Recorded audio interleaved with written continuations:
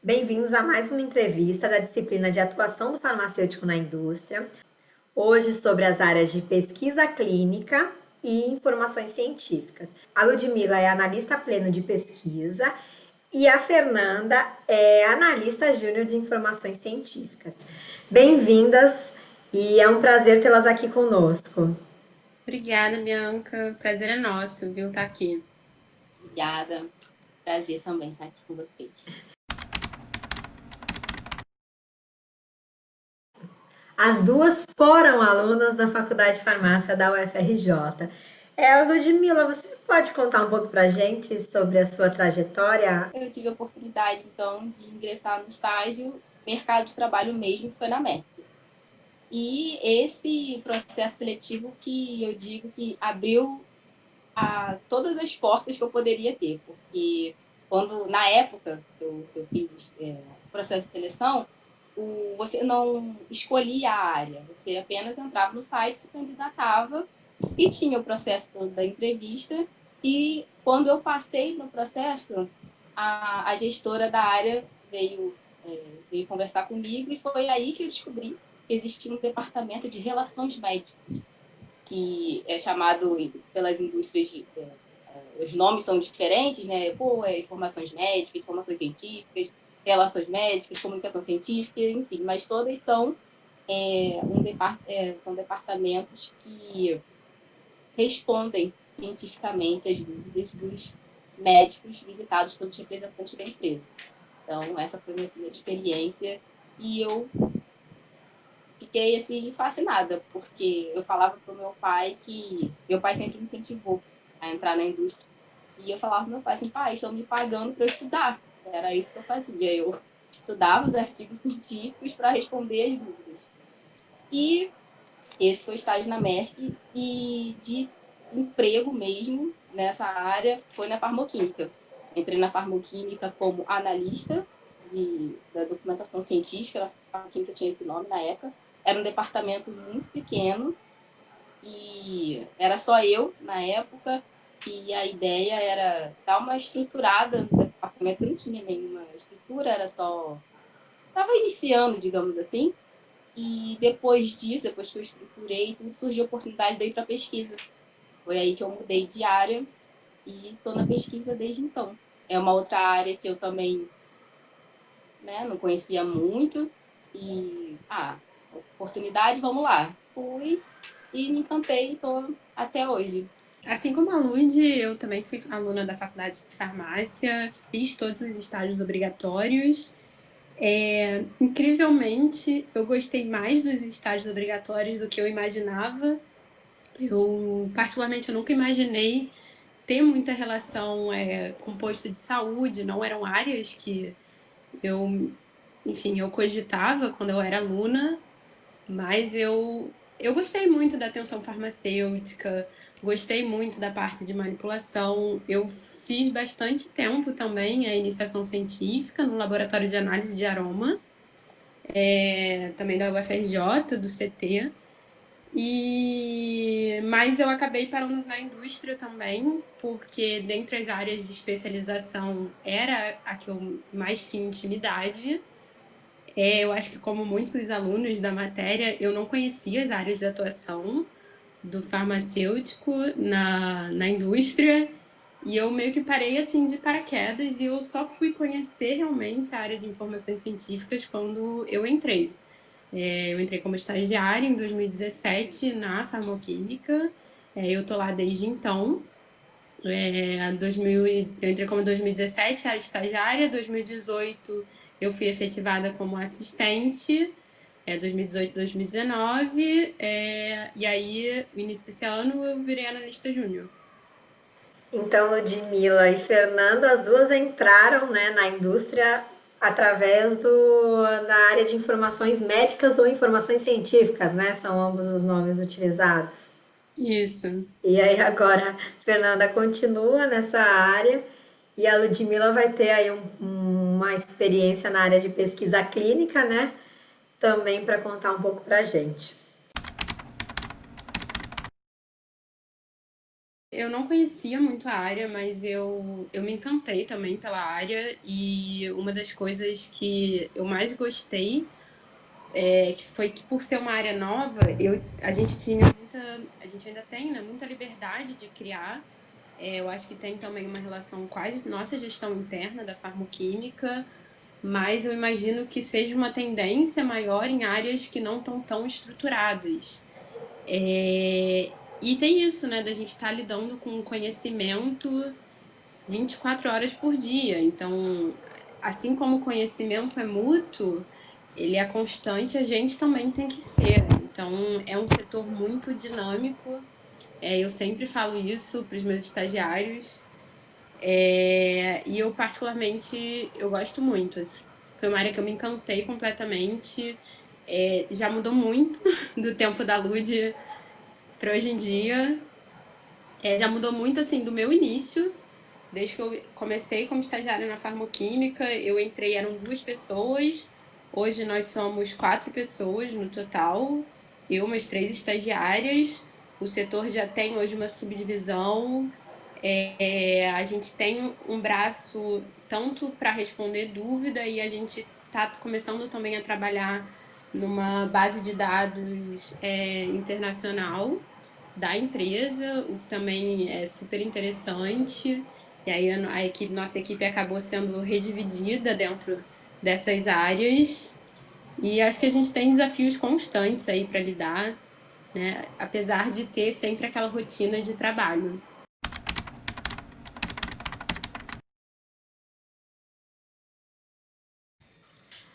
Vocês comentaram que vocês têm uma única gestora, né? Então, uma única gestora entre as áreas de informações científicas e pesquisa clínica. Como essas áreas se conectam? Eu poderia dizer que o elo são os estudos. Tanto estudos nas bases científicas, onde o pessoal das informações científicas faz todo um levantamento, e o estudo que a gente pega para fazer. Então, essa é o que nos une, e o levantamento bibliográfico e a condução é o que nos diferencia. Mas o estudo certamente é o elo. Eu gosto de falar que a Lud faz o pré-estudo e a gente trabalha no pós-estudo. Então, a Lud tá a pesquisa clínica em si, ela está por trás de toda a condução do estudo. Quando o estudo está pronto e publicado, a gente trabalha com o estudo em informações científicas e leva essas informações para os médicos. Então, nosso trabalho em informações científicas ele é todo baseado não só nos estudos feitos internamente pela pesquisa clínica, como em levantamentos bibliográficos.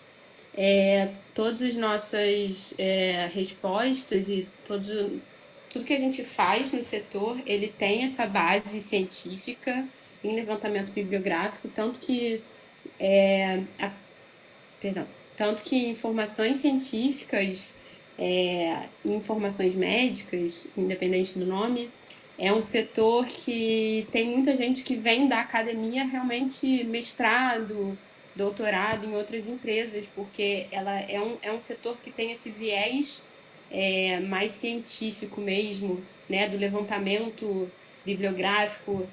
Mal ou bem a gente acaba estruturando pequenas teses no nosso dia a dia, né? A gente tem um questionamento e a gente cria todo um racional para trabalhar esse questionamento. Então, enfim, falando de forma bem genérica, eu sei que uma tese vai ser um aprofundamento muito maior no assunto.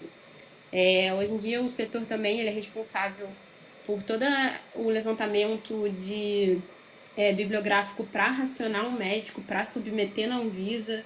Então, a gente conquistou esse espaço, conquistou esse reconhecimento dentro da empresa, por causa dessa expertise em levantamento bibliográfico. Diversos setores também procuram a gente quando eles não encontram o artigo. O que é muito interessante, né? A gente vê esse crescimento não só pessoal, é um crescimento do setor em si, o que particularmente para mim é uma realização muito grande. A gente faz também toda uma parte de análise. Então, hoje em dia, a gente tem um sistema que a gente recebe essas solicitações vindas da força de vendas, que são os representantes comerciais da empresa, são dúvidas dos médicos visitados. Então, hoje em dia, isso é um banco, né? De como a empresa está repercutindo. Então, a gente faz um relatório, uma análise quantitativa e qualitativa desses dados. Então, saber trabalhar, saber fazer uma análise crítica, saber olhar para o dado e extrair a informação, são pontos cruciais. Mexer no Excel mal ou bem são pontos muito importantes. O que mais? Não sei. Acho que Acho que é isso. Falta alguma coisa, Luísa? Acho que nesse ponto é legal acrescentar que nós temos diferentes demandas, né? Nós temos a demanda do marketing, a demanda do campo, a demanda de regulatórios. Então, a farmacoquímica em específico, ela tem diversos produtos com diversos enquadramentos regulatórios e alguns deles exigem estudos, então a demanda vem para mim. Alguns deles, para registrar, exigem racional médico, então a demanda vai para Fernanda. Então, é uma área de grande interface, mas com ações bem diferentes, mas altamente. É isso. E o que seria esse racional médico para o registro? São dossiês, todo com base na literatura e em estudos. São dossiês técnico-científicos em que a gente faz um levantamento bibliográfico sobre um tema, eventualmente algum assunto. Para a Anvisa, por exemplo, quer comprovar que um produto XPTO ele quer alterar a posologia porque tem estudo hoje em dia na literatura científica que ele poderia ter outras posologias que seriam off-label, mas eles querem pedir essa inclusão em bula. Então, não obrigatoriamente seria necessário fazer um estudo para isso. Se já tiver, a partir de levantamento bibliográfico, estudos que sejam robustos o suficiente para comprovar alguma alegação para tentar submeter na Anvisa.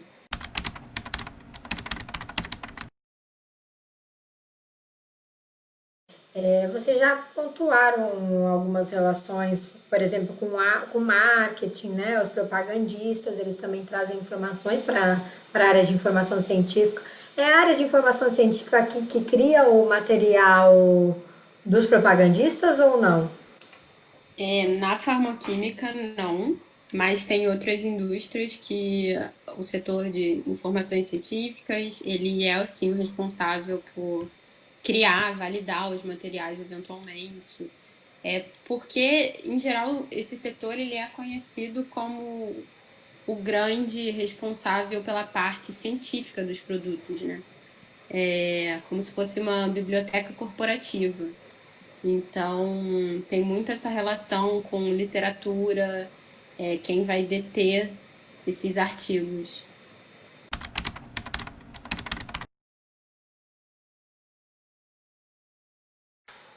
Perfeito. E na pesquisa clínica, então, quais são as funções dessa área?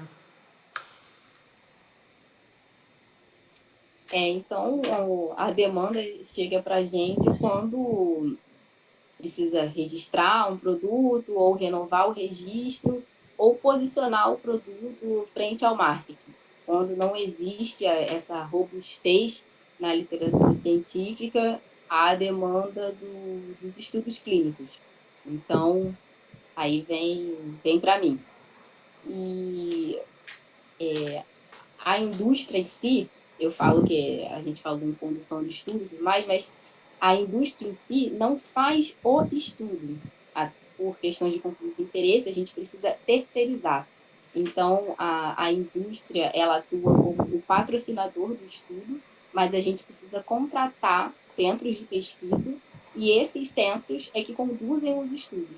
Eles que são responsáveis pelo recrutamento dos participantes de pesquisa, pela segurança deles, e todo o delineamento e a estratégia do estudo é com a indústria. Mas o contato com o participante, por exemplo, a indústria como patrocinadora não tem. O que a indústria faz é monitorar os dados do que a cada visita de estudo é coletado pela equipe do centro de pesquisa. Então, eles passam esses dados para a gente e um estatístico trata esses dados e monta um relatório e, eventualmente, esses relatórios a gente consegue escrever artigos e publicar e, a partir de então, fazem parte do levantamento bibliográfico.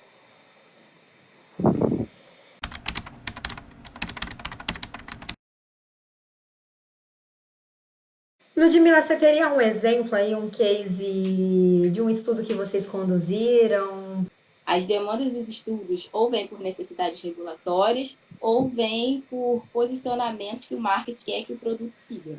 E um exemplo de demanda do marketing é quando eles pedem claims específicos para os produtos. Por exemplo, um hidratante, o meu é hipoalergênico, então dá uma diferenciada. Então essa demanda vem para a gente e a gente contata o centro de pesquisa. Então, a gente tenta entender com o marketing os claims ou apelos, né, que eles precisam e a gente conversa, a gente, pesquisa clínica, como patrocinadora, a indústria. A gente entra em contato com o centro de pesquisa e conversam com eles as melhores metodologias para a gente atingir os claims desejados pelo marketing. Então, para um claim de hipoalergênico, a gente usa uma metodologia que é padronizada. Se eles quiserem um claim de dermatologicamente testado, é um outro tipo de estudo. Se você quiser dizer que é oftalmologicamente testado, então não basta ter um dermato avaliando o início e o final, precisa da ação de um oftalmo também no início e no final do estudo. Então, cada claim exige um estudo diferente ou avaliações diferentes no mesmo estudo. Então, é basicamente isso. A gente sempre conversa com a comissão de pesquisa e o investigador principal nos dá as opções, a gente conversa internamente com o marketing, vê o que eles acham, afinal, tem metodologias que são mais caras do que as outras, então, dependendo do budget separado, a gente tenta alinhar esses interesses e, batido o martelo de qual metodologia vai seguir, a gente informa o centro de pesquisa, então entra uma questão contrato, jurídico, e aí tem essas interfaces com as demais áreas, e a gente recebe o chamado protocolo de pesquisa, que vem uma introduçãozinha, com prática, é como se fosse um roteiro de tudo que fosse acontecer no estudo. Então, o centro de pesquisa conduz, é o responsável por isso, recruta os participantes que são de acordo com aquela metodologia, e nós, como patrocinadores, a gente faz as monitorias. Eu mencionei um pouco atrás que eu faço monitorias. Então, eu vou nesse centro de pesquisa e é praticamente pilhas de documentos que eu vou monitorando. Praticamente é como se fosse uma auditoria, como se fosse, mas o termo auditor é mais o pessoal da Anvisa que vai para fiscalizar, por isso o nosso termo é diferente. É monitoria, mas é similar a uma auditoria. E dando, qual é a ideia? É ver se os dados estão de acordo com o protocolo que a gente contratou, ver se está tudo certinho. E nós não somos vistos como fiscais, a gente é bem recebido, eles entendem essa necessidade. É uma questão de boas práticas clínicas que faz como é que eu vou dizer, o coração da pesquisa clínica. E, terminado o estudo, eles fazem o relatório, eles geram esses dados e mandam para a gente com os resultados favoráveis que suportem esses claims. Aí o marketing consegue ou inserir na rotulagem ou eles nos pedem para publicar. E com a publicação, o artigo em mãos, isso dá mais embasamento ao representante, quando ele vai falar do nosso produto. O nosso produto melhorou 97%, tal item, dá mais peso e força científica para o nosso produto. E o outro tipo de demanda que a pesquisa clínica tem, além das regulatórias, as de marketing, muitas vezes a gente tem médicos, pesquisadores que se interessam pelos nossos produtos e gostariam de fazer estudos com eles. Então, dificilmente a demanda vem direto. A gente recebe isso dos representantes. Os representantes entram em contato e falam: tem um médico que eu visito e ele, observou uma certa melhora com um certo tipo de paciente com um dos nossos produtos, e ele tem um rascunho de um projeto, ele gostaria de que a gente doasse as amostras, vocês acham que isso é viável? Aí eu peço o contato desse médico, a gente tem tipo um POP para a gente entender como é essa infraestrutura do médico, porque ao doar um produto nosso, a gente é corresponsável por ele, então a gente precisa entender a expertise desse profissional, a estrutura que ele tem. Então, ele termina de escrever o projeto, manda para a gente tem a nossa área médica, e a gente conversa muito, então, a parte clínica, o que você acha, e a gente vê se o projeto, o objetivo principal do projeto, está alinhado com a estratégia da empresa. Então, se tiver, a gente faz todo o processo de estudos em prol com esse pesquisador. É o que a gente chama de estudos de iniciativa do investigador. E isso gera publicações e com o nosso produto, e também fica disponível na literatura científica, nos ajuda nesse sentido, corroborando o uso dos nossos produtos também.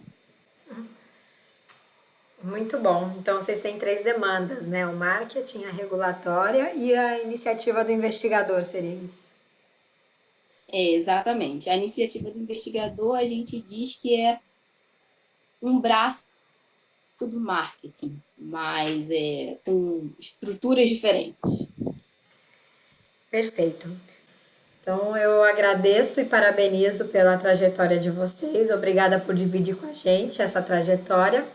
Espero ver vocês em alguma oportunidade. Até mais. A gente que agradece. Obrigada também, professora. Tchau, tchau. Tchau, tchau.